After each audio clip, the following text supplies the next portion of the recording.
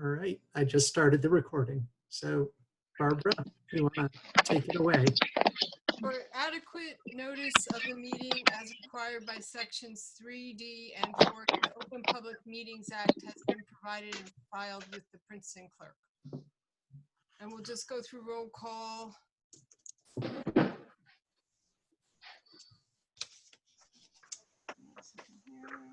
Sylvia's here.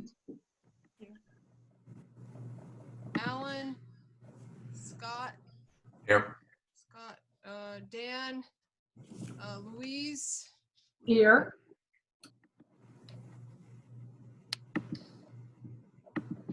Anna. Here. And David. Here. Sustainable Princeton. And Sophie's here. Yep. And Mike. Okay. Yeah. Any public? I don't see any public. Not so far. Hey, David, do you have me as in? Yeah. Yes. Yeah. Okay. And hopefully you all got the draft minutes from May, which Tammy did a really wonderful job of preparing the minutes from last month. Are there any changes or additions? I had one change on the GIS item where we were talking about Remington and Vernick. It was a proposal, not a presentation. So if we can just make that one change in the wording.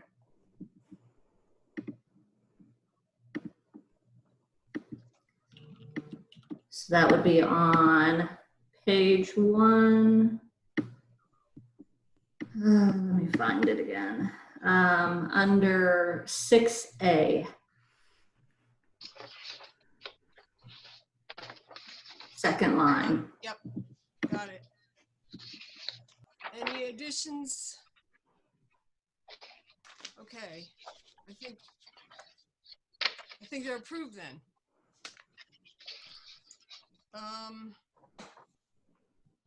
Approval. Oh, we didn't do approval of the agenda. Any additions to the agenda? I'd just like to point out a nit. The spelling of Mike Pissaro's name is P-I-S-A-U-R-O. P-I-S-A. A-U. Thank you, Scott. I didn't even see that.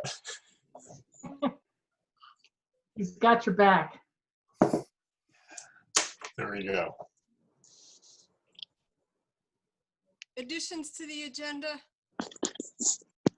Ben does plan on being here to, oh, Ian's here right now. Okay, Ian. And Donna Liu is just joining as well. Hi, Anna, or Donna. Donna?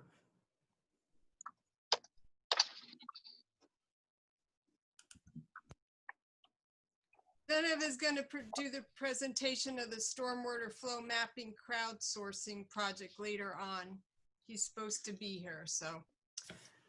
All right, and I guess I want to introduce myself. I'm Barbara Simpson-Vadnais, and it's a real privilege to work with all of you on this commission. I know there's a lot of talent and enthusiasm for stormwater in this virtual room, and I really appreciate that. I'm really looking forward to working with you on different initiatives.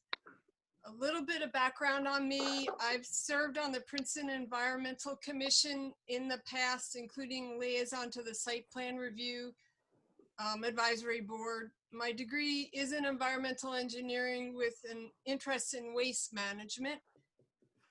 Professionally, I've worked on multiple site remediations and investigations of industrial and Superfund sites. And I've been very fortunate to work also on the New Jersey State Plan on various initiatives to protect local natural resources. And I'm a longtime board member of ANJAC, which is the Association of New Jersey Environmental Commissions. So thank you, and let's continue with the agenda. Thank you for joining us and welcome. So much. Oh, I'm happy to be here. It's great.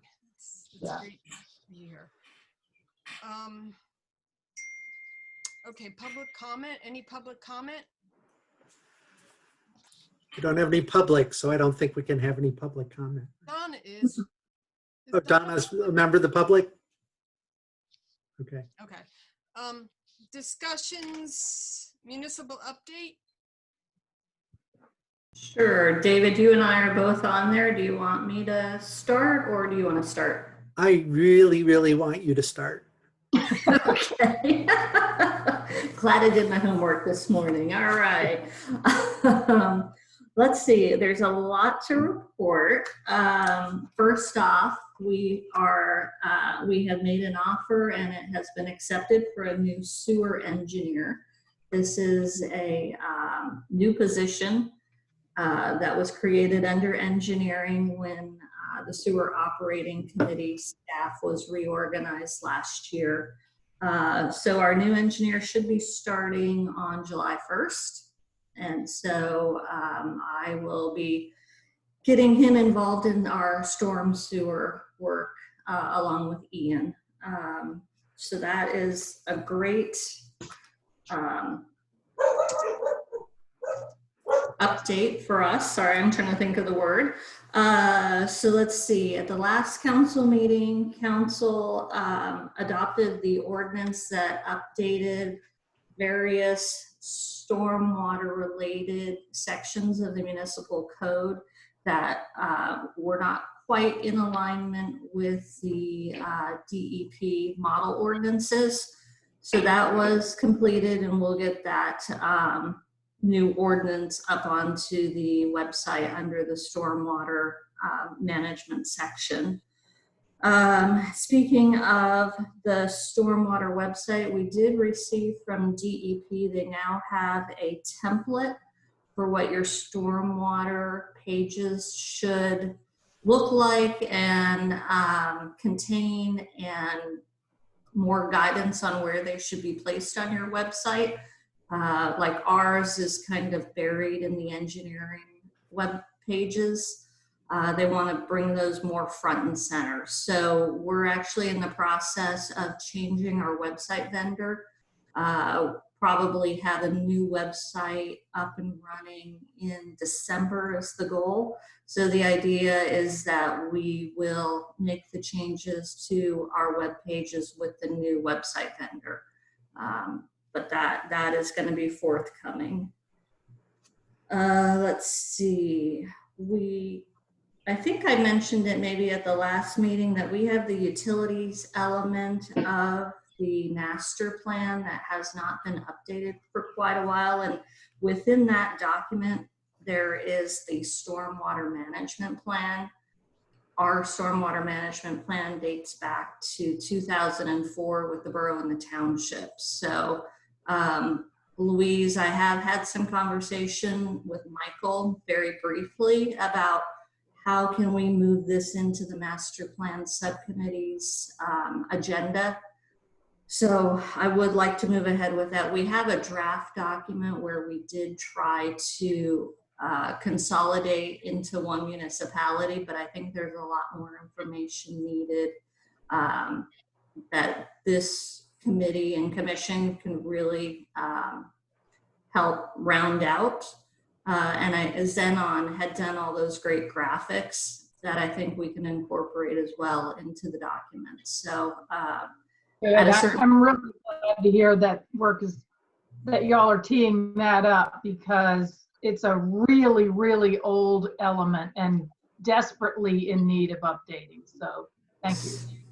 Yes, and considering like right now we have Verizon coming in to do 5G, and I don't think there's even much information on wireless or cellular, if anything, in that document. So we definitely need to bring that forward. So I don't know how you want to schedule getting this committee working on it. I'll leave that to you, Barbara. You just tell me when and we can provide the information. How do we want to handle it? Any suggestions? What's that? Any suggestions? Well, why don't you finish your report and we'll come back to that, unless you're finished. Nope, a couple more. Some of us attended a stakeholder meeting on May 27th. Mike was there, Ian and I were there virtually. DEP is looking at potential amendments to the green infrastructure requirements for public roadways and railways. I have not had a lot of time to really look into that. They did provide a slideshow that we can also pass on to this group if you're interested. It's just a lot of it, and Mike, you might want to jump in, is that our developments for roadways are very linear, and we often do not have a lot of extra space for green infrastructure. And so they're looking at a hierarchical process to help you, I guess, qualify for a waiver. Is that the right way to put it, Mike? You know what? I have to go back. I thought it was sort of not necessarily a waiver, but a built-in off-ramp. Okay. I'm not sure there's a distinction with a meaning, but Right. So I have to look into that more and see if we want to provide any comments or not on that. Let's see, we had a kickoff meeting on GIS.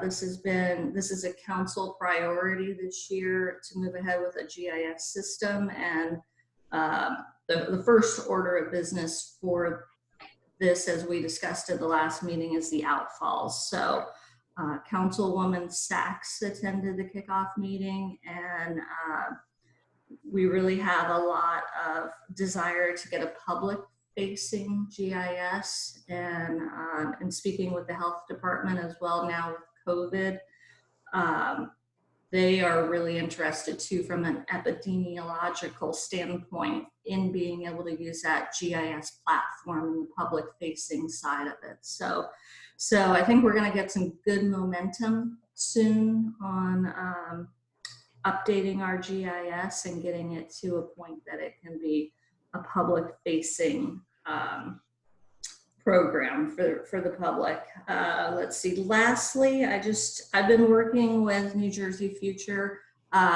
They assembled a group of us to help advise on a new stormwater utility website that they're hoping to launch.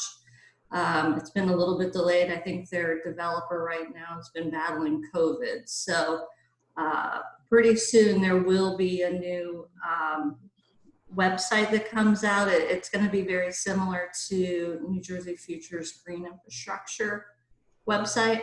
And it'll be directed both to like your elected officials and your advocates, as well as your technical users like the engineers and other municipal staff. So look for that. I don't know the rollout time at this point because we have been delayed, but those are my updates. One question I had for you, Deanna, is that stakeholder meeting about, what was it, roadways and railways? Correct. How much is that in the township? Is that pretty significant? Yes. So what it is that we follow under the same rules as, say, a private development does if they're a major development. Okay. And so anything that somebody with a 100-acre parcel that is developing it has stormwater regulations that they need to comply with. We would have the same if we are deemed a major development in a roadway project. And so that is one of those challenges with the new green infrastructure rules, because there are limitations on areas that contribute to your green infrastructure facilities. And if you're in a linear development, that can sometimes be more challenging to accommodate.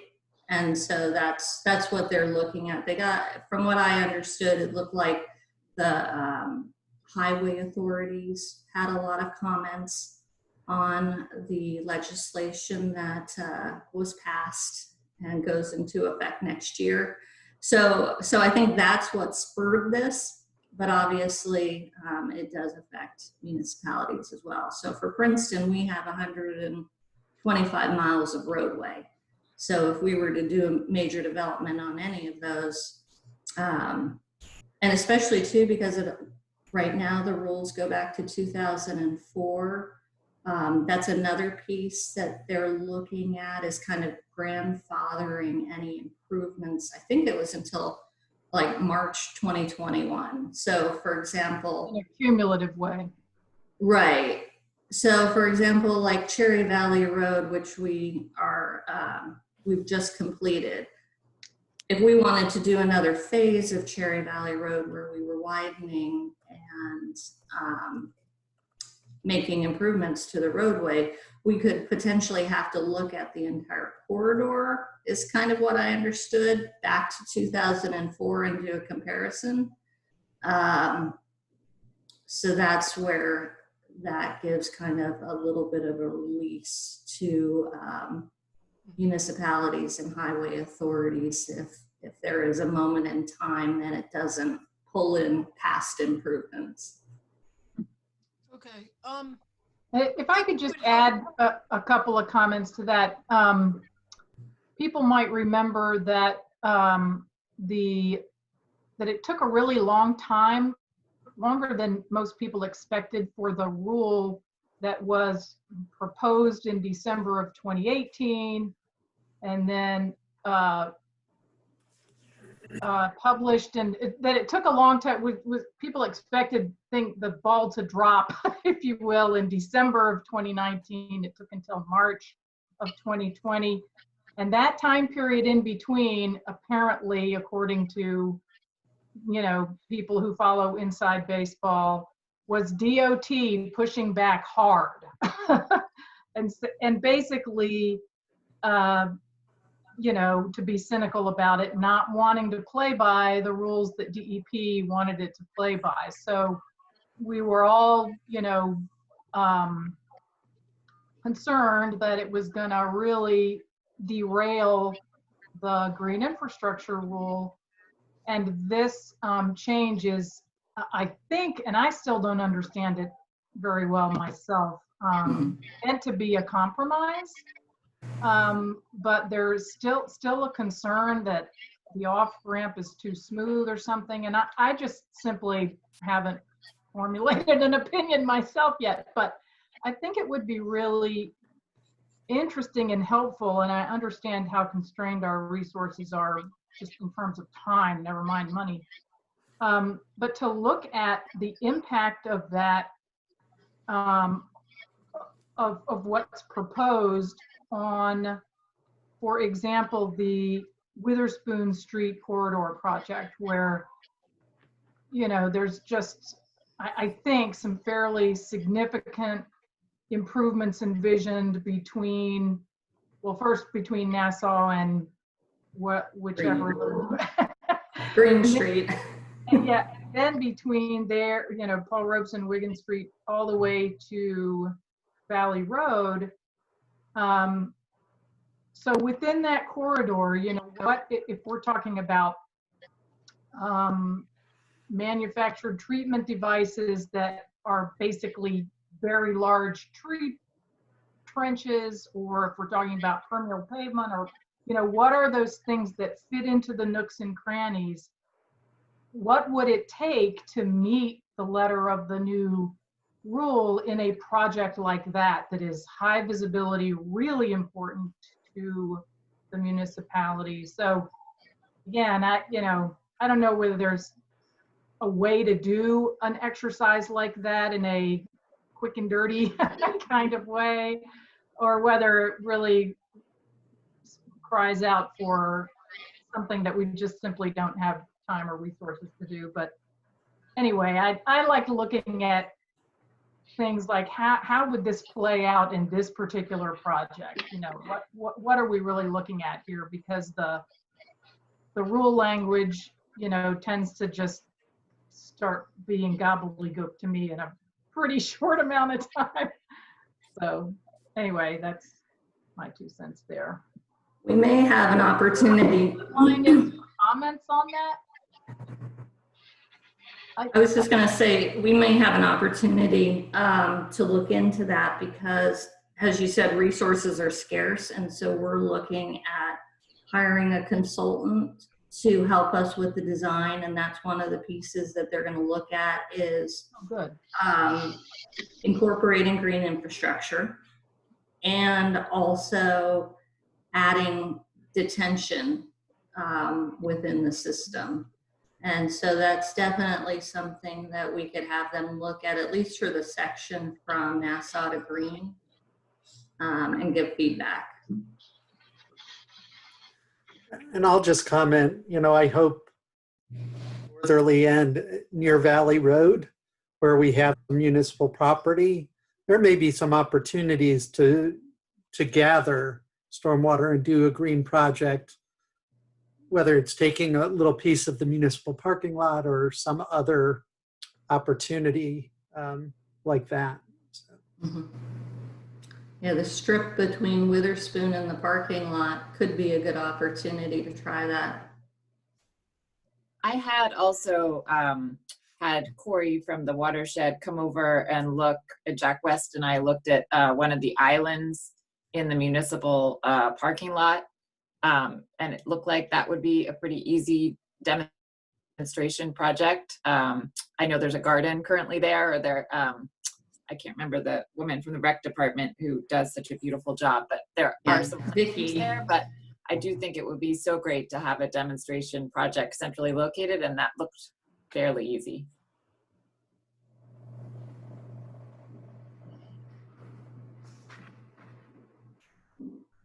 Share that slideshow with us or with me, and I could send it out to. I will. Thank you very much. Mm-hmm. Also, let's backtrack a little bit and talk about the utility element in the master plan and the update of it. How is this commission going to be involved? Deanna spoke about it. How do we want to handle that? Any suggestions? Well, from the perspective of the master plan committee, I think it would be helpful for this commission with Deanna's lead to, you know, either redline, maybe that's a crazy prospect since the current one is so out of date. It would be like totally red if you did a red line version, but call out those specific things that are the, you know, the most important things that need to be changed, or maybe it's you know, the list of the 20 things without even trying to prioritize. But I don't know about the distinction between Deanna's office and this commission in general, but it would be helpful to the master plan committee to have some, you know, place to start with some professional advice on, you know, just what we're looking at. So I'm going to suggest, you know, just from a process standpoint, we probably could use another working subcommittee of this committee, just like we have one working on the ordinance. And, you know, hopefully it's a different group so that we're not overloading the same people all the time. But the first step would be to read through the existing utility element and just push to the side anything that doesn't relate to flood and stormwater. And then look at the new GBESE, the Green Building and Environmental Sustainability element, and see how that would inform an update to the utility element, and of course, get direction from the engineering department as to where they see needs. So I think that's a pretty specific set of, or sort of steps going forward that would be a good way to start. And I think if we do that, then the next steps will reveal themselves. That's a great suggestion. Is there a time frame that's involved in the whole process of the master plan, and what sort of target would be needed for making these kinds of revisions?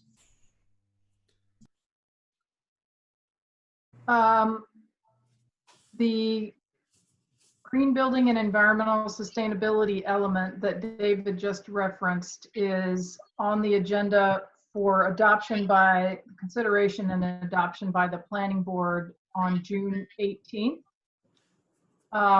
Subsequent work on the master plan in a much more comprehensive way was talked about earlier this year to begin late this year, but very unclear to me you know, what kind of time frame. And we were hoping that with work beginning later this year to identify a consultant to work with and lay out a time frame that might be 12 to 18 months for a systematic, you know, overhaul of the community master plan. You know, that was the sort of general time frame we were looking at. So we would sort of tee up things at the end of this year and really hit the ground running beginning of next year. I have not had a conversation with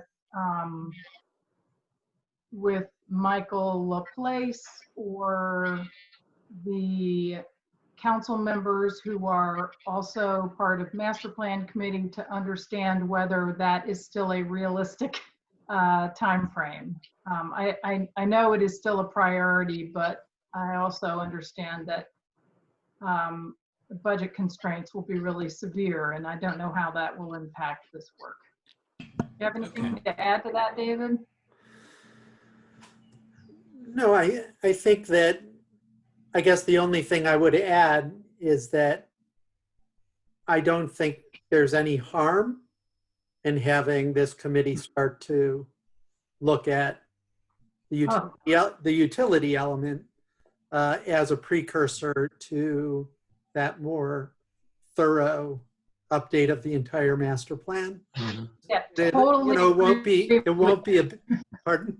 I don't anticipate trying to adopt a new utility element before we do the overhaul of the entire master plan, unless, Deanna, you feel like it's urgent. But I think what I would like to see happen is that the new utility element would just come out as part of the thorough overhaul, that this group could make pull the recommendations together about content. And my hope is that the consultant who we hire will be making the recommendations about organizational issues and the format of the new master plan. And we'll just be ready to feed him what he needs. Or her. He or she. Thank you. Sorry about that. Yeah. Okay. Yeah, So in other words, this isn't the same sort of push. We have to get it really drafted fast as we have with the ordinance. So I agree. that makes a big difference. Correct. Okay. Thank you. And if it's helpful, I can upload, I can create another Google Drive that includes the various documents. So if people are interested, we can send it to the entire committee. And if people are interested, they can start looking into the pieces of it. Please do. Okay. Thank you, Deanna.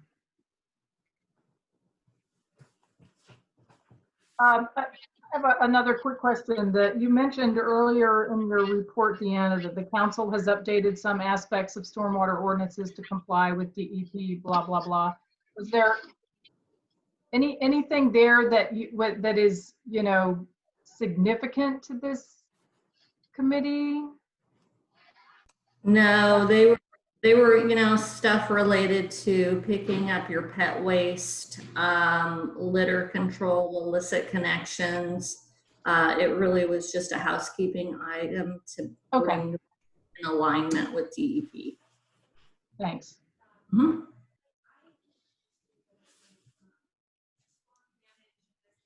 Let's go to an update on the stormwater ordinance, if we're finished with that topic. Update on stormwater ordinance, the subcommittee. I'll start and the rest of you can jump in. We have started a Google Drive document with the DEP model stormwater control ordinance as our base. And then there have been people that are participating to suggest comments and changes and other items to that. We also created a list of items for further thought and discussion. I have to say it's been a couple weeks since I got in there. So I leave it to the rest of the subcommittee if you want to jump in and give any updates. I know Dan and Mike, you've both been in there. I think our next step is probably scheduling another meeting to go through all of the comments.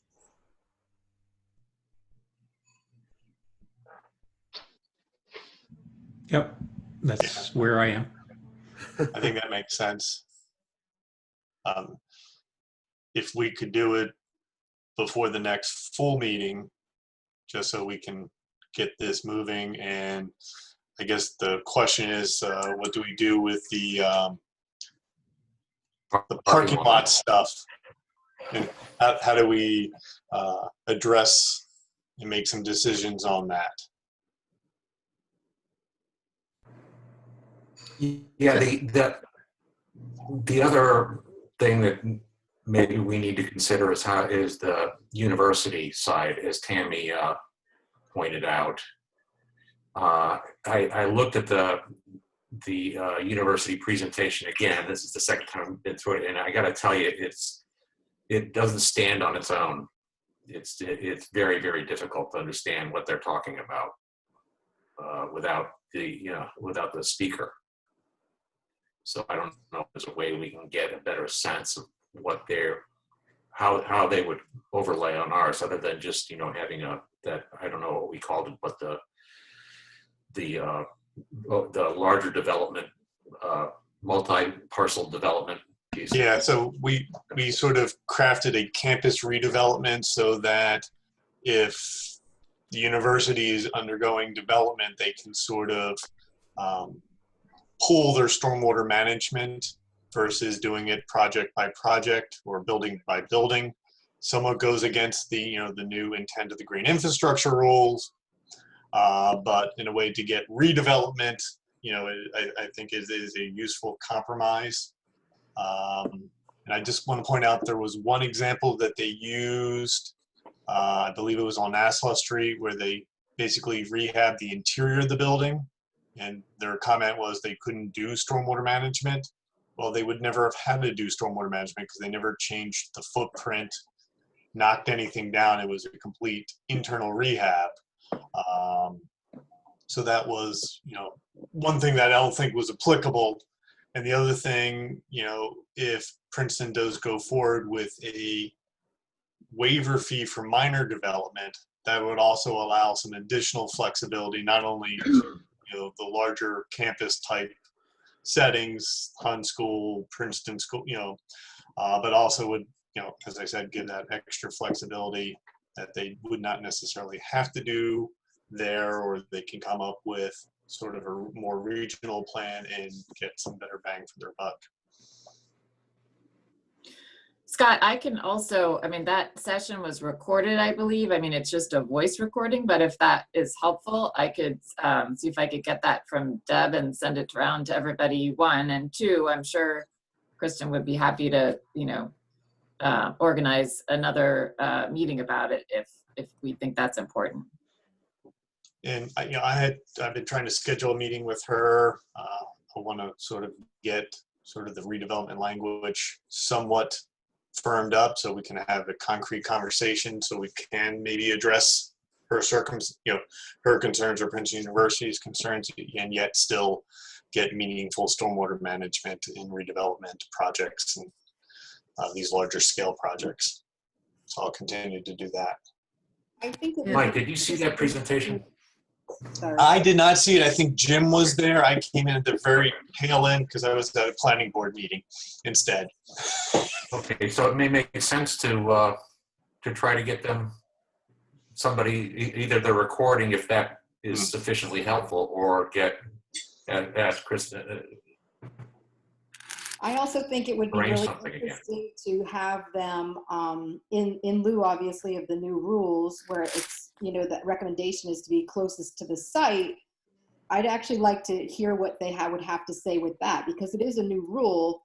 And rather than just to give another exception, I don't mean that legally, like give another exception or variance or whatever, but just allowing them to already think about something else when really the new rule says it should be closest to the site. I think that we should, you know, ask for them to come up with something about that as well.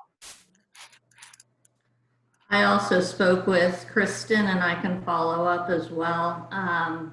Maybe, what do you think of this approach? Should we have our subcommittee meeting and move our draft document ahead, and then at our next full meeting of this group invite Kristen or her, you know, consultants? How do you see that fitting in? Sounds like a good plan. Fine approach to That me. would be good. Yeah. Okay. That's fine. Okay, so I'll send around some dates that we can meet in the next couple of weeks and go through that draft document together. Okay, I have one last question then.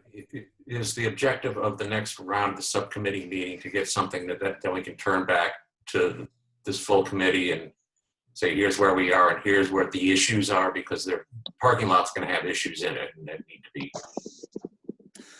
Yes, I would absolutely. like one of the members of the committee to explain to the larger committee what the parking lot is. Deanna coined the term, so I'll let her. Oh, I think that was Mike was the coin. I don't think I called it the parking lot personally, No, but no. That We was did my say fault. impervious. That was my fault, actually. So the parking lot is basically a bin full of issues that we didn't address in our editing process and our discussion process. So there were a number of things that came up, and we put them aside, and that's the parking lot. And we decided that the parking lot couldn't be impervious; it had to be transparent. And so, did it have to be close to the source and distributed? well, we distributed it. So if I could generalize, I would say we did not address them in the subcommittee because they're areas where there are sort of policy recommendations that are required, or, you know, policy considerations that need to be resolved to decide how to incorporate the language. So, you know, they were does Princeton adopt the motor vehicle traveled surfaces versus just a regular impervious cover surface definition? DEP created the dichotomy of, if you travel over the surface with motor vehicles, you have to treat for water quality. If you don't, you just have to do recharge and quantity. Does Princeton want to follow that, or just treat all impervious surfaces for all three standards? The redevelopment aspects, is there going to be a redevelopment requirement, and what that requirement is going to be? Waivers for minor developments, is there going to be a fee or some way for relief in minor developments under certain circumstances, and what those circumstances will be? On-site retention standard, except for I think I put that in the model ordinance anyway. Waivers for private major developments, TMDL. Vegetation, yeah, vegetation in the C1 corridor. And that was one of them, that it might be more of a policy recommendation in a different ordinance than stormwater. I think that was all of the cars in the parking lot, so to speak. Yeah, I just They're pulled it electric up cars, and but that's they're it. cars. Hey, Barbara, I think Christine Symington is trying to get into the meeting. Do you have the capability to admit her? I'm the host. I just Okay. responded and sent her a link that worked for Xenon. So Okay. hopefully it'll work for her as well. And I'm watching for her. Okay. Hey, everyone, by the way. Hi, Zenon. Hi. It looked to me, looking at in the ordinance, it looked to me as if the new definition for major development included redevelopment projects, although it did not include the word redevelopment. Because I mean, I could be wrong about that. I just thought it had been, I thought all the range of projects that fell within major development would include any redevelopment, but I could be wrong about that. Yeah, they expanded the definition of major development to go back in time to 2004 to any disturbance or change. Yeah. I don't know that that still hits at the heart of what the watershed was looking at for redevelopment, but that's where we were looking at trying to do it piecemeal based on what DEP first has, and then seeing where we have the holes.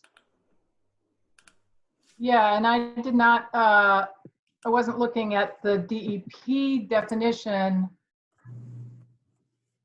There's a definition in the ordinance that's just above the DEP, or in our case, revised DEP ordinance that talks about looking back and everything that,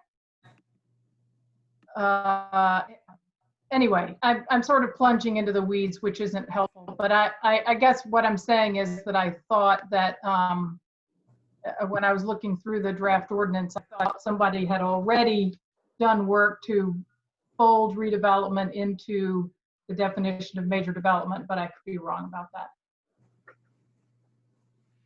It would capture a little bit, but as Deanna said, not everything. Okay.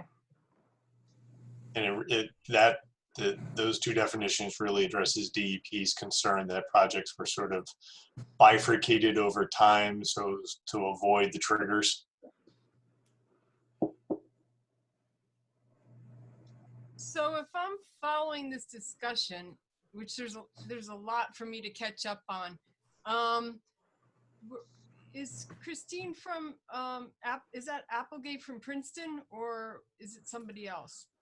Yes, Kristen Applegate from Princeton University. Okay, so we're gonna invite them to the July meeting? And That was suggested, yes. okay. And the subcommittee feels comfortable to be prepared for that presentation. I'm just asking. Sure.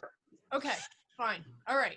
Because it seems like a lot of different issues, which is one, you know, it's wonderful to have the discussion. I just want to make sure that we feel as a commission comfortable to invite them and have a discussion with them. But it's always better to get feedback early rather than late. So okay. I will lock the subcommittee into the virtual room until they're comfortable. Okay. All right. Wouldn't that make us uncomfortable? But Maybe it's a catch-22. So Deanna, you'll make that invitation to her?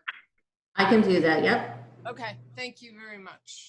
Thank you. And I presume we'll still be virtual at the next meeting, so it'll be the 10 a.m. And I think there was a question of the 3rd or the 10th for the next meeting. Right, because the 3rd's right before the 4th, but I think on the calendar it says the 10th. So okay. we can have a discussion if we wanted Thursday, July. or we could have a July 3rd or 10th. We should have a discussion on that. I think that we had kind of, Eve had sent out an email, and I think that we came up with the 10th, if Okay, I'm remembering correctly. thank you. All right. Anything else on that from the Stormwater Ordinance Subcommittee? Okay, if not, Zenon, welcome. Can you give us an update on the storm flows mapping and crowdsourcing project, what you've been working on? Yeah. So hi again, everyone. So I was thinking that maybe I would just do a quick overview of some of the stuff I'm working on right now and where it could potentially go. I sent out an email last month, 2 months ago. I can't remember right now, where I kind of threw a bunch of maps and a bunch of ideas out to the group. And I don't know if everybody was on it, but I do know that some people here were on that email. And it was really, that email came out of discussions that we had in the PEC about trying to understand the stormwater issue in Princeton, and also kind of be strategic about it. And so in order to be strategic about it, you really have to understand it. You know, I think that in general, a lot of people talk very loosely about stormwater in town. Like, you know, the problem is everywhere, we have to fix it everywhere. And that might be true, but, you know, at least, you know, it's important to kind of understand how it works. And you can do that with actually with mapping and modeling, and also monitoring.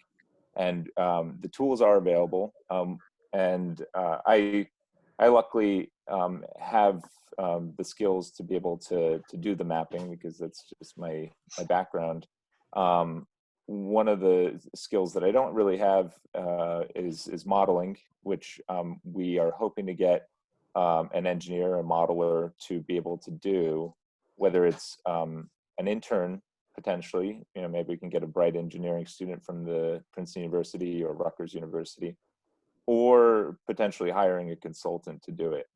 But I think that actually from the mapping, I think I pushed the project along a little bit to be able to kind of narrow in a little bit in terms of what to focus on. And I think that we also probably need to do a little bit more reconnaissance and kind of asking of people to kind of narrow in a little bit more, because, you know, at first I was like, oh yeah, maybe we can model the whole entire town. And now I'm like thinking, well, maybe we should just focus on the areas that need focusing. And so the maps sort of demonstrate that. So I'm not sure if I can share my screen, but You should have permission, Zenon. Okay, great. So let's see, I am gonna start. So this is the email that I sent. I sent a bunch of maps and then kind of some ideas. And the idea was that the maps kind of explain it, and then the ideas were to kind of do the modeling, also crowdsourcing, and then also how we could potentially work on kind of a collaborative mapping project with the sewers. And I'm gonna briefly go over all three of those things, or four. I can't remember how many mentioned. So to start with, this is a map of the municipality of Princeton, outlined in orange. And the gray, can everybody see it all right? It might be kind of small. I don't know. You could zoom in a little bit, that'd be great. Yeah, so this is like kind of the core of town. So the gray chloropleth, that's what we call it in mapping, the range of different grays is the impervious surfaces in Princeton. And you know, darker being the most impervious. And you can sort of make out what each thing means. So this is the downtown and university, mainly university. This is the shopping center. This is I think Avalon, I believe. Yep. So you know, you can imagine what are the impervious surfaces in town. And also in this map, it shows the watersheds and subwatersheds at the Huck levels. So Huck level 11 and 14, sorry. And then the different stormwater, or the different stream systems and tributaries. Zenon, can I ask, is there any orderly strategy for the unit of description here? Because in some cases, it seems to be individual properties. In some cases, it seems to be, you know, the whole university campus, for instance, is one color. Is there any early way that that's broken down?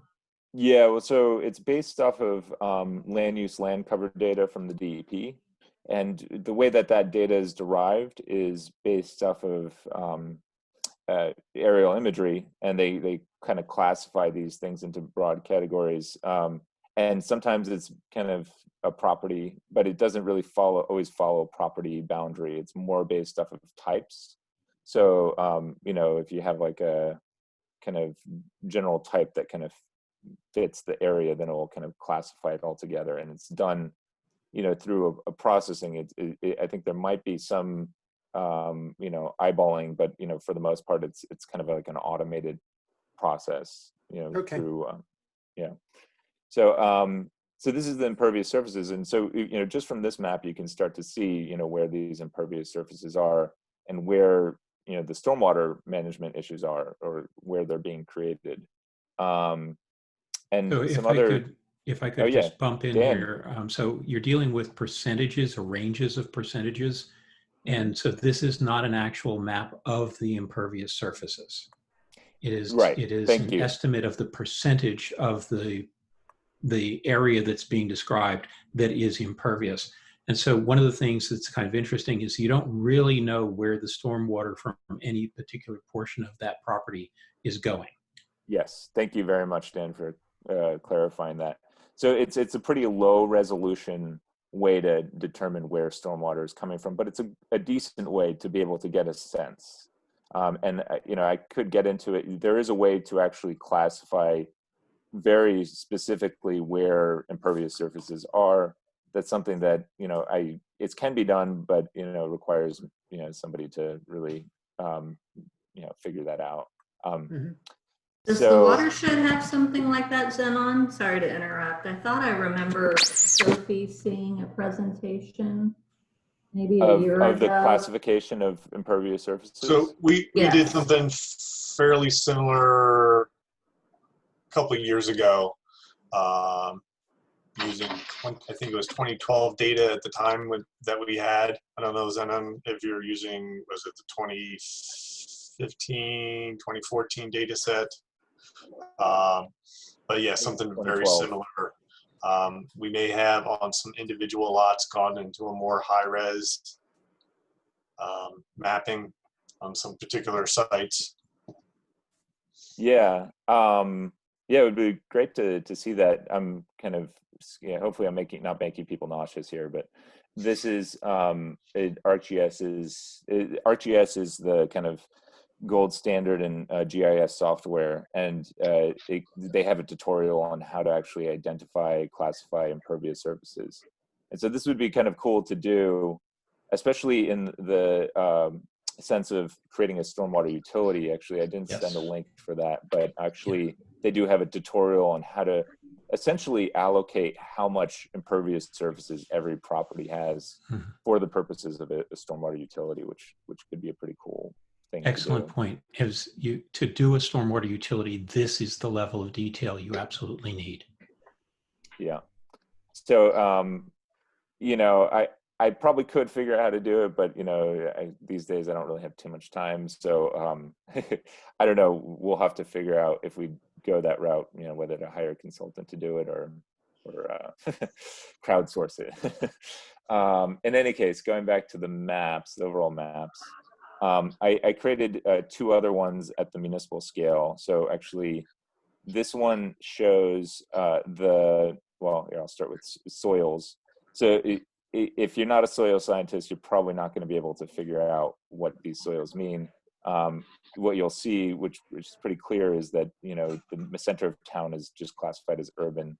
But, you know, you have different types, which are kind of sandy loomy, you know, it all ranges in terms of the type of classification. And that I'll just jump in on that one. That really plays into where we can get infiltration. Yes. So that they have hydrologic classifications, was it A through D? And the D soils do not percolate and infiltrate. And so it's the B soils that are really what you're looking for. Yeah.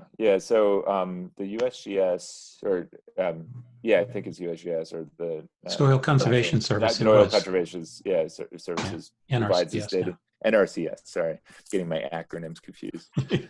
They provide this data, and I was looking for that classification. I couldn't find it, but I'm sure it's there somewhere. There's like a million other types of ways to classify the soils through their data. But I did find this one, which kind of shows the drainage class, which is interesting. I mean, I guess the way that it works is that, the drainage class is worse along the streams because, you're not really draining much, whereas other areas, are a little bit better. I don't know if It's Dan more wants to say anything. hydrics. You can have hydric soils along the streams, and so they're going to be low perk. So it's a number of different factors. One of the things that's very important to recognize about the soil surveys is that most of them were developed quite a long time ago, and they have a very low resolution. It's like a 1 hectare resolution. So you can't be absolutely certain. You're never certain until you go on site and you actually test it. Right. Exactly. But I think at this scale, this bird's eye view, I think it's a good way to get a sense. And so essentially from this analysis, what I did was I kind of narrowed in on the Harrisbrook, because that's essentially where all this impervious surfaces is draining into. And what I did was let's see, can I zoom out? I created a map that has different layers on it, so it can be a little confusing, but essentially, what I did was I took an aerial, but I actually used LiDAR imagery to develop a topographic map. So if you kind of zoom in, you can start to see these contour lines and the elevation that they are on. And also, there's the FEMA flood zones. And, you can sort of see this, the Harrisbrook. Can you see my cursor? Yeah. So Harrisbrook is really this one right here. And then there's the tributaries that kind of flow into Harrisbrook. And so this is the catchment area.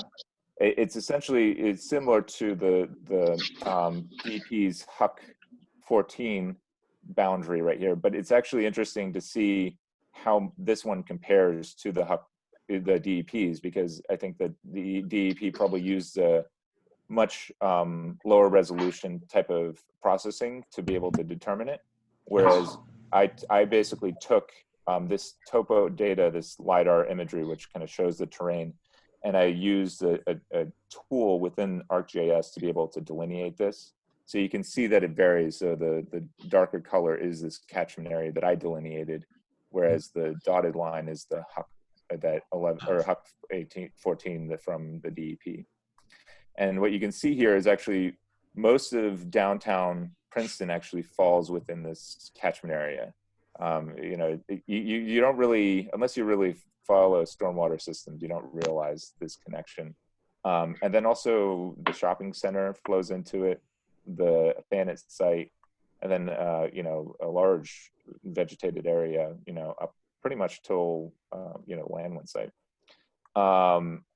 And so actually it's hard to break it down. I was able to break it down even further to show the sub catchment area of the downtown, and you can sort of see that whole entire area here in the dark. I didn't generate a process map through that or with that for that.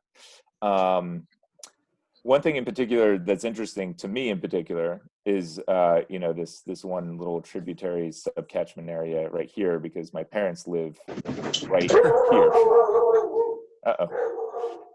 So I grew up pretty much experiencing flooding from this neighborhood going into my parents' yard and into their basement. So I know the stormwater system there pretty well. But one other thing that I wanted to talk about is that this is essentially surfaces. It shows where surfaces drain. There's the whole other aspect of sewers, and so you have, for instance, Snowden Lane which actually, if you look at this map, actually isn't included in this catchment area, but actually the sewer drains Do you know where you're into, going? Okay, thank you. somebody probably needs to mute themselves. Come on. Okay. In any case, the sewers can actually, drain streets from outside the boundary of this catchment area and include or add more stormwater to the system. And so, in terms of my kind of vision for potentially this project is to be able to, first of all, ask people where the flooding occurs, because I think that it's important to get a sense of where people are experiencing this. Everybody talks about flooding issues in Princeton, but we don't know exactly where all these places are. I mean, I know, for instance, that there's certainly flooding issues along Harrisbrook, but I mean, there's also flash flooding issues throughout the town. And that's because of highly localized conditions in terms of the engineering of the streets and the impervious surfaces. So I think that it's first important to understand where these issues occur.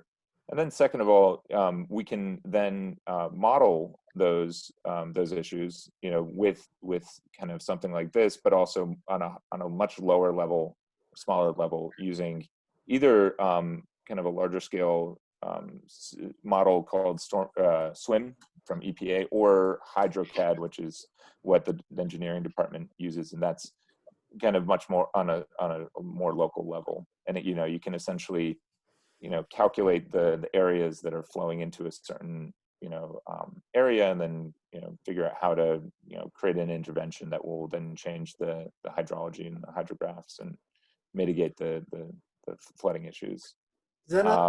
Is there a way to combine the sewer information that you were referring to with this map? I just asked the question because I remember this was many years ago now, probably 20 years ago. I was actually on campus during a flash flood, and there was we were at a downslope area, and there was a manhole that actually had a geyser of water coming out of it that was from the storm sewer system, flowing, being connected in that area. So it seems to me like it's a really important aspect of what you were talking about, could sort of redirect stormwater in important ways and impact the way that flooding happens. Yeah, exactly. So as I was mentioning, I think that there's a way to do that, and I think that we can do it in a collaborative way where we can get a group of volunteers to essentially map the sewer system. So unfortunately, we don't have a digital version of our stormwater sewer system. It was built way before our time, before digital tools, and oftentimes, mapping a stormwater system is a very involved process. So, I guess the town hasn't gotten to fully doing that yet. But I think that, with a little bit of help from with volunteers and using Google, it's called My Maps, you can actually, have multiple people contributing to a map. And so what I did right here was I was mapping the inlets, the stormwater inlets, and then the stormwater trunks or mains to be able to start just the neighborhood. And you can do this actually with Google Street View. So for the most part, you can actually see most of these inlets on Google Street View, and then just put it on the map. And then but how do you know where the trunks are? Because like we were having a conversation about this relating to Terhune Road near Thanet and the redevelopment, and at our meeting, Deanna pointed out, well, there's an inlet here and there's an inlet here, but we weren't really sure if there was any connection between the two inlets or whether they were going to two separate trunks. And yeah, well, that requires a little bit of detective work. So you can't really do that from Google Street View, but you can sort of do that by connecting the dots. And you don't want to only do that. You want to ground truth it.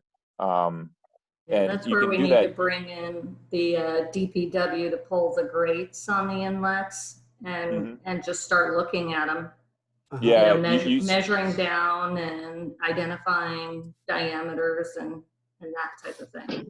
Yeah, Okay. but you can sort of see where it goes based off of the direction, and you can sort of deduce like where water is flowing. If it's going downhill, Grover to Levitt is downhill, and so it does require some detective work, but you can do it actually just by eyeballing it essentially, and kind of using logic of where water flows.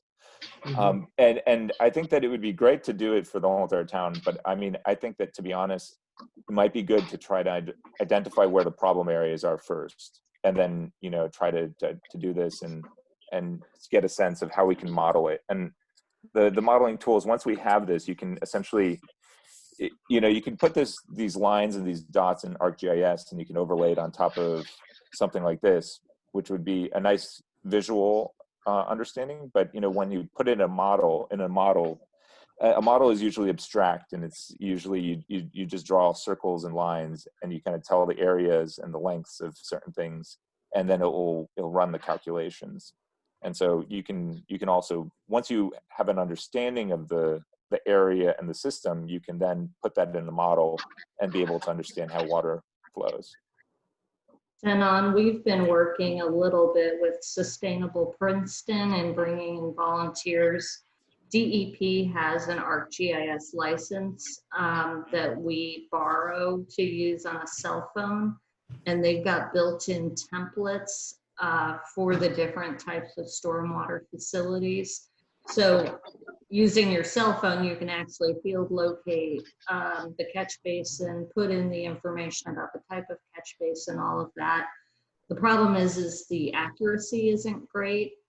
So we have been looking at these, I think it's like an amplifier that's the size of a cell phone that pairs with the cell phone to get greater accuracy. But I think we have a couple of licenses with DEP, so we could provide that to people as well to share that. And that information, if you use their templates, it goes directly to DEP into a GIS layer that can then be downloaded back into our system. Great. Yeah, I mean, I was just putting this out there as an option. I think that if there's a better system, I'm all ears and willing to work with that. But I think that, if we could get maybe some interested citizen scientists, citizen engineers types, to volunteer and help collect this data, I think we could probably map a pretty large portion of the sewer system. Again, I think we should start with the problem areas and then see how things expand from there. But yeah, I think that would be great. Deanna and Zenon, thank you. This is just so interesting and hope building. I know the watershed has some volunteers who are eager to be working, and some of the volunteer activities have been discontinued because of COVID. So how would volunteers access this opportunity, Deanna? I think they'd have to reach out to Ian and myself. Like I said, we need to purchase this amplifier, but I think we could turn that around fairly quickly. One of our staff members worked with previous volunteer groups and kind of put together like a protocol and some different information to help the volunteers identify what they were seeing. So just coordinate with us. Do you have an existing kind of description of what people are doing, or would it be helpful if we kind of wrote that up and looked into whether we could recruit some people and just managed it a little bit for you guys, so not so many people were contacting you disparately? Christine, you're on the call, right? Mulling, Christine? Yeah, I was just going to chime in. Yeah, we can pull that back out. So we had a group of, I think it was NRG volunteers that came out and they focused on a section and mapping them. So I think, Deanna, we would just need to really hear from you, I guess, like what you want the timeline on this to be. I know to the university with Kristen Applegate and even the different departments, they have a ton of young people that they're looking to to figure out how to create a job. So maybe there'd be some opportunity there. But I think Zenon's point about prioritizing areas would really be great and be helpful. So I think, you know, when you're ready, we're also very willing to kind of push the go button to help support this effort. Yeah, so speaking of which, I wanted to highlight this little page right here on the Watershed Institute. And, you know, in the email, I kind of was suggesting that maybe we do our own, but I mean, maybe this is something that we do partner with. Unfortunately, this isn't very well used. There's only, I think, 2 points and none are in Princeton. But I think that maybe trying to get promotion out there, maybe there's something that we can do to kind of get more participation in this or something similar. I think you know that would be great. I mean, I think this is exactly what we're looking to do. Is like, where does it flood in your neighborhood? So essentially, we can say, well, you know, this is the specific location where it floods, and then we can start to target, you know, trying to map it better or get the sewers and being able to try to do a model of that specific neighborhood or Seems area. like I'm sorry to interrupt. Seems like we might be able to get a fair amount of good information quickly from the first responders based on the data they keep on where flash flooding happens and where, in the case of the fire department, I assume they sometimes pump out basements. You know, they're between police, fire, and EMS, they might have, you know, good information to share. That's great. Also DPW, because if there Yeah. are blocks in the storm drains and so on, they know where they are, I'm sure. Yeah. Exactly. We too, kind of a while ago now, but had been talking a little bit with one of the big insurance companies, Munich Re, the reinsurer, to see if we could get some information from the insurance industry about where claims were being made around stormwater for, you know, homes that had been impacted. Did you have any luck? Not yet, but we can ask again. I mean, yeah, maybe if there was some level of like confidentiality through the municipality or something. I think that I actually was able to get that data, like claims from FEMA, but I don't think it was it didn't tell you the address. Like I just was able to get the total amount of claims for Princeton, which actually I can't remember the number, but it was a lot of money. Yeah, I've seen mapping of FEMA repetitive losses, and it's at a finer scale than municipality. So somebody's able to get that information. I don't know who. One of the thoughts that it came to my mind here is, do we have folks in town who are retired civil engineers, surveyors, or similar, or public works folks, you know, whoever, who are already familiar with these concepts and might enjoy a summer wandering around town with gizmos? Question. Well, we could now's the time to do it. scan the licensed professional engineers. They have a license lookup. Maybe we could search it by town. Yeah, unfortunately, I think that, I mean, as we were looking to recruit people for this committee, you know, the design community in town, we sort of queried, and there aren't a lot of civil engineers who actually live in town. It's not, somehow Princeton doesn't draw that particular demographic.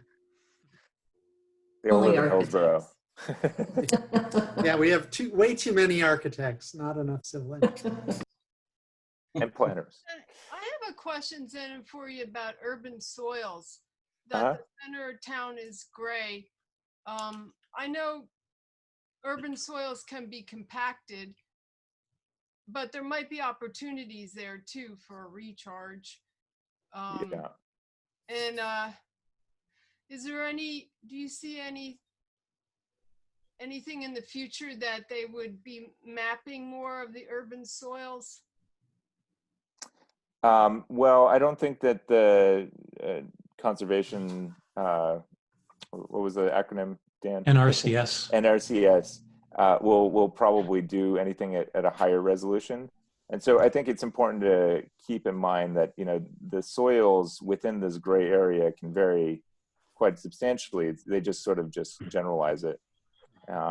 And so I think that, you know, when it comes down to trying to get a more granular level, you're just going to have to test it individually. You'll have to do like a drainage test and soil test, and it's kind of unfortunate because that's the majority of where these impervious surfaces are. Yeah, so you want to see what where the opportunities are, but you're saying test borings if you're going to put a rain garden or something. Okay. Deanna, is there an opportunity as applications come in to take those test pit data and integrate it with a larger database? That's what I was just thinking about, that because we are now enforcing the regulation that people have to do the soil testing for seasonal high water table and percolation. There could be opportunities to add that into GIS or a database, like you said. Yeah, it's a great opportunity, and we do it with our with our road projects wherever necessary as well. So we'll have that data in these areas. Yeah, I should also mention that, I mean, you know, this is also one of the reasons why this project came about is, you know, if we were to create like a utility or, you know, even require, you know, storm or green infrastructure, not everybody's going to be, you know, eligible, or, you know, not every property is appropriate for green infrastructure. And so I think that we were talking about, you know, having some sort of green bank or a utility that really takes funding to deal with the issue and puts it in the right place. And so I think that it would be good to know where the right places are in terms of soils. I just want to point out that even with very poor soils, you can turn a site, even 100% impervious site, into a sponge, at least to some extent, without relying on techniques that infiltrate to groundwater. So I just want to throw that out there. Yeah, I think, you know, also with the right engineering, because you probably, you know, if like with tree pits and, you know, you're bringing in kind of an engineered system into an urban, highly structured environment. Yeah. But yeah, I mean, you don't want, what's it called when like the water, like, you know, comes up. I can't remember the name, but, you know, there's mounding. You know, mounding. Yeah. You know, so there can be issues. Yeah, exactly. Thank you, Zenon, for the update. Thank you. Yeah, sorry, I hope I didn't take too long. Think about a lot. Yeah. And that's a really great presentation. Everybody has that presentation? I don't know that I have it. Do you send it to the group or send it to me? I can send the maps and, you know, just a follow-up email. I mean, I kind of was all over the place. I didn't really have a PowerPoint, so, but I'll send the maps. Well, and maybe we should put the maps up on the PEC website. Do you think that would be appropriate? I'm fine with it as long as the municipalities are fine with it. These maps are in print size. They're actually 24 by 36. So actually, if the municipality doesn't want to print them out, you know, they're nice size that you know you can actually plot them and look at them in print form. Should we put them on the stormwater page rather than the PEC? Does it make a difference? So we No, can I always think that would be great. And I'd also love to have a conversation further down when we get closer to the new website launch about how we can link back and forth. Yeah. definitely. Yeah, I was just thinking that too, to link, because even if we post this on the stormwater, we can link it to PEC. Definitely. Okay, flood and stormwater, the management, the NJLCV grant application. Anybody has a discussion about that? Well, so they had, well, Tammy, do you want to take this one? Okay, so I think at the last meeting, Dan and I had recognized that it didn't seem like Princeton was in the scope, in the boundaries, you could say. And Sophie, you took it back, and they had initially told Sophie that yes, Princeton was in it and that we could still go forward, but we just received a recent message saying that no, Princeton's not in it. So we are outside the boundary, I think, by like a couple miles or something. And so we had asked, because I believe I had read this in the plan that, or in the proposal, that you could partner with another municipality. And we did confirm that with them. So we could partner with a different municipality if we wanted to continue to go into it, since we're outside. Any thoughts? Like any suggestions on who that would be? I mean, would that have to be with a Delaware River watershed town? Yes, so it would have to be with one that's in it, in the boundaries, right? In the Okay. And I don't, like, my thought was it would be a good thing for us to get involved, but after today, hearing all the things that we actually have to work on, it seems like our plate is really full. So I don't know what the group thinks as far as if this should be a priority. I mean, it is something good, but at the same time, I realize that there's a lot to do. Well, I guess I have a question more than a comment, which is, would this be a way to financially support some of these projects that we are talking about, like the mapping of our stormwater system, or what kinds of things can actually be supported with this grant? So that I would have to get into the details. And honestly, I don't know as a partnership if Princeton would get the grant money, or if that municipality that we're partnering with would get the grant money, because they're within the boundary line. So that would be something I would have to follow up on. I mean, my hope would be that whichever community we partnered with, and I don't know if it would be, a Lawrenceville or something like that, that might be closer to the Delaware River, watershed. If we have parts of Princeton that flow, that they're downstream of, that some of the money would come to us and some would come to them. That's what partnering would mean. Yeah. That would be my hope. But I think in all cases, they would be upstream from us. It would be Hopewell and Lawrence. And if you're talking about the Stony Brook Millstone watershed and the Millstone watershed, they are upstream from us in that. Yes, but none of that goes to the Delaware Basin. So correct. We would have to involve Hopewell or to Lawrence because they're tributary to Jacobs Creek or to the Assunpink or something like that. And for a grant program that's $2,500 to $30,000 maximum, I think the question from their perspective is, well, what benefit do they get from involving us? Yeah, yeah. Right. Unless we do the work. In their town? Right. No, applying. Oh.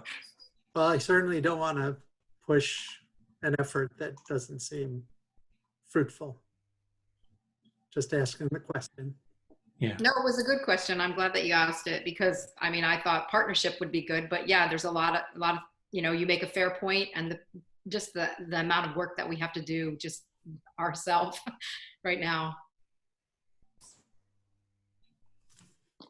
Now, I think it's an open deadline anyway, so maybe it'll come back up. Listen, I have another call. Okay. I don't know how much longer everybody else has, but I'm going to jump off and, I'll come back and close the meeting after everybody else has left if I need to do that. I don't know if anyone else can end the meetings. Thank you, David. I can try to end the meeting. Oh, I can assign it to somebody. Let me. You sign it to me. Yeah, I'm looking for your name. There you are.